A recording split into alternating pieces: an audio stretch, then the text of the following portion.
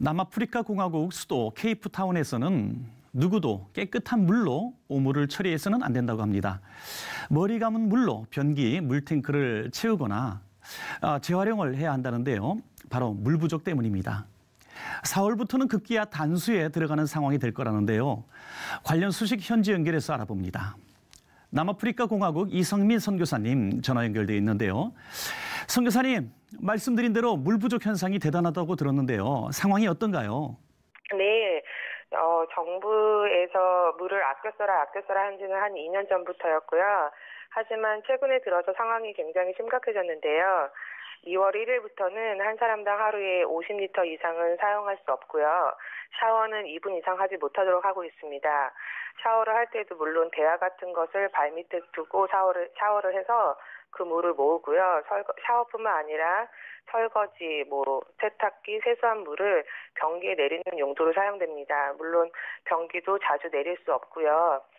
또 물의 사용을 줄이기 위해서 이제 샵 같은 데 가보면 물티슈, 휴지, 손소독제 등이 불필요하게 팔리고 있고요. 4월부터 시작될지 모르는 단수로 물 사재기가 굉장히 심각한데 5리터가 담겨있는 물은 이제 거의 구입할 수가 없는 상황이 되었습니다.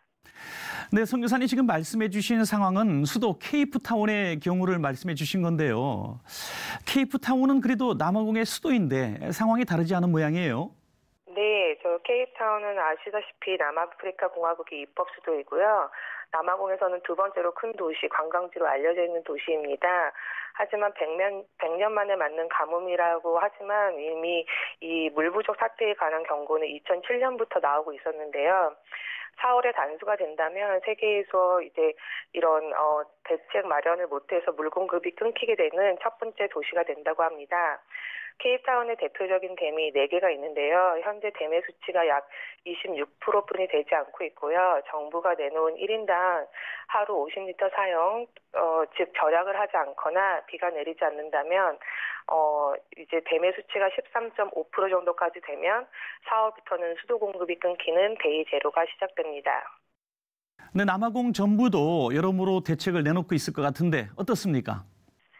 네, 매달 댐의 수치를 공개한다든지 1인당 하루에 쓸 수 있는 양을 정해주거나 물값을 올리거나 벌금을 물리거나는 하고 있지만 지금 이 사태가 되도록 뾰족한 정책을 내놓지 않았던 현 정부와 케이프타운의 집권당에 대한 불만의 소리들이 높아지고 있습니다.